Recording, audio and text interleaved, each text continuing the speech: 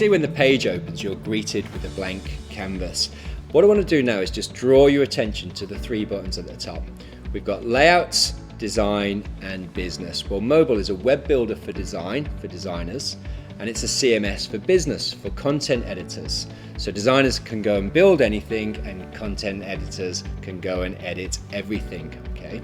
So we're going to be spending most of our time today in business mode, which makes sense, we're adding content. Okay, if you want to learn about design and design mode, go and watch Day 3, Episode 1, which is our Essentials class, which tells you how all pages are structured, and so you can look and understand everything that's going on the page. So jump back to Day 3, Episode 1, 15 minutes or so, it's going to tell you everything that you need to know. Okay, so we've got layouts here. Well, layouts, notice we've got type and theme. Well, type is a collection of lots of different types of layouts for all different types of pages. There's actually 5,000 layouts on the mobile platform that you can just click and drop. When you drop them on the page, they'll turn into your fonts, your colors, and also your padding and alignment for your brand, which is really cool. So you can go and use those others, but today what we're focused on is using these particular layouts under the theme. You can see here, this particular theme is my theme. My site name is belio.mobile.site. Your site name will be, let's say, your site name.mobile.site. So your site name goes in here, and then your site name is your theme name here, right? So my theme is Belio, my site name is Belio. Okay, now there are, if you click here, you can go and access every other theme and every other layout on every other theme.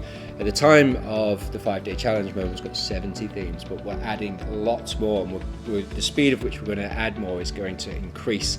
So we intend to have hundreds of themes soon, and as we do, they'll all be added to your platform, so you'll get access to them as soon as they're released. Make sure you subscribe to our YouTube channel to be updated as soon as new themes and new layouts are released.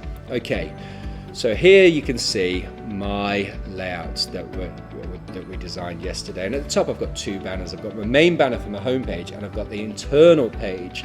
Well, since this is an internal page, I'm going to drop this one onto the page now. So I'm going to hold shift and click, and that goes to the top of the page. So you can see here, here's my first layout. So what I can do in here, I'll just pop this back to business mode, and you can see this pencil icon here. I'm just going to click it, and I can see here background image. So my first job is to go and change this background image. So all these images have been uploaded for yesterday, all compressed. So just you can use these images, but of course you can go and upload your own as well via the upload.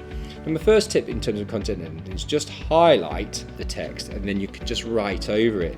So if I type here category name, you can see it preserves the styling. Now I can change the formats up here, which I'm going to talk about just shortly, but you can see, just like if you use Word or Google Docs, you've got your main headings. So that's heading 1, that's heading 2, that's heading 3. You can see here this one is in heading 2 and it's a style 3.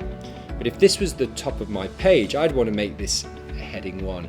So if you're a content team, you probably know this already, but think of your headings for SEO, for search engine optimization. So for search engine optimization, you only want one heading 1, and that should have the main descriptive title for that particular page. So that's going to give it the most value. 1 heading 1, like a pyramid, 2 heading 2s, maybe 3 heading 3s.